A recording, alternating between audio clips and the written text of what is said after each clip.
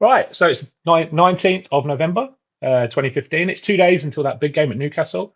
Not a lot going on. There had been a statement from Claudio today just saying that Vardy, who everyone was worried about his fitness after not playing for England, Vardy had been back in training, weren't sure about his fitness for the game, but they were going to make a call on Saturday morning. I think we all knew he is going to play, and I don't think Claudio could have stopped him at this point. He's going for that equal that record. He would have had to have a broken leg, Vardy, maybe more than a broken leg. Just have a couple of cans of Red Bull and be on the pitch. But so anyway, everyone was kind of waiting. So not a lot to talk about in terms of Leicester. It did get me thinking about this record though. Like, what is this record? We all know he's trying to match Ruud's record, but again, we also all know that that's a Premier League record. So was there a record before that? Of course there was. There was it. Yeah, 1930s. There was a player called Jimmy Dunn who actually scored 12 games in a row in the top flight for Sheffield United. So Jimmy Dunn had that record, and he still has that record to today. Vardy's got the Premier League record, one behind. Bit of a shame he didn't get that 12th one, but actually that's okay. When a player's that great like Jimmy Dunn, I think it's pretty cool that I'm still looking up his name nearly 100 years after he did that feat, and hopefully we're still looking at Vardy's record in 100 years. Although with players like Erling Haaland around, I'm not sure if that's going to happen. Although even with Haaland, you see, it's not that easy to get 11 in a row, really. But anyway, I might talk about Jimmy Dunn tomorrow, but another player that popped up. There's a sort of player who scored 15 goals in a row, but it wasn't in consecutive games for his club. It was in consecutive appearances himself. So he did score 15 appearances in a row, but he missed a couple of games for his club due to injury. That was in 1950-51 season, and that player was called Stanley Mortensen. It's one of them names. Oh yeah, Stan Mortensen. Yeah, he's a 1930s, 40s, 50s footballer. It's one of like John Lee Warner. But I didn't really know a lot about him, so I did some research, and it seems that Mr. Mortensen had a pretty amazing career and a pretty amazing life, if I'm really honest. So I just wanted to briefly talk about him today. So Stanley Hardy Mortensen. He was born in 1921 in South Shields. By the age of 18, he was at war.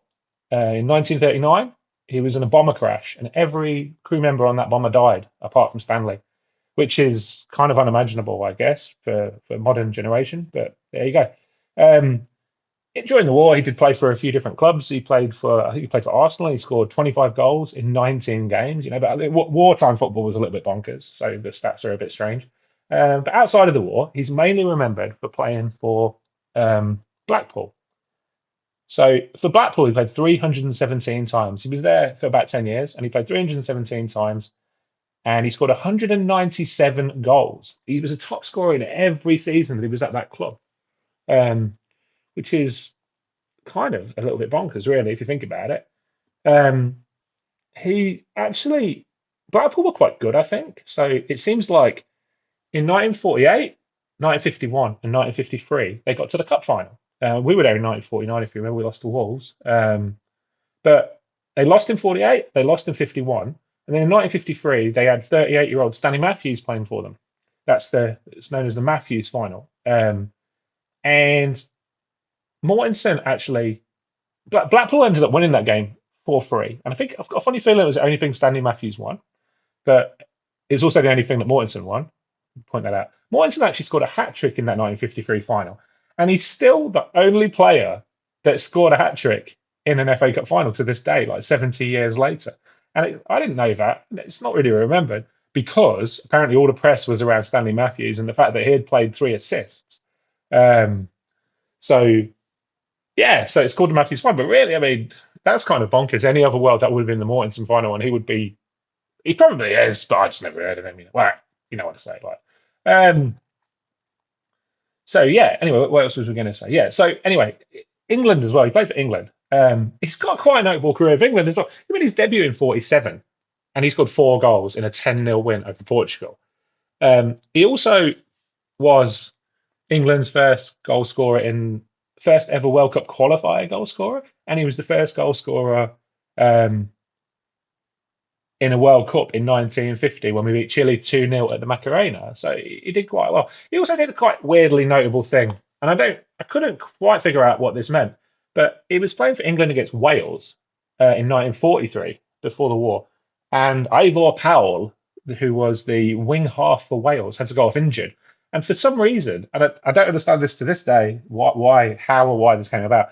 But Stan Mortensen came on in a Welsh shirt and played for Wales. I do not know why. He was an England sub that day, but for some reason he came on and played for Wales. Yeah. Um, so yeah, fair play to him. Fair play, Stan Mortensen. He passed away, unfortunately, at the age of about 69 in 1991. And 20 years ago, in 2005, Blackpool fans actually probably realising he's their greatest ever player, possibly one of the greatest ever players in the history of British football when you read about it.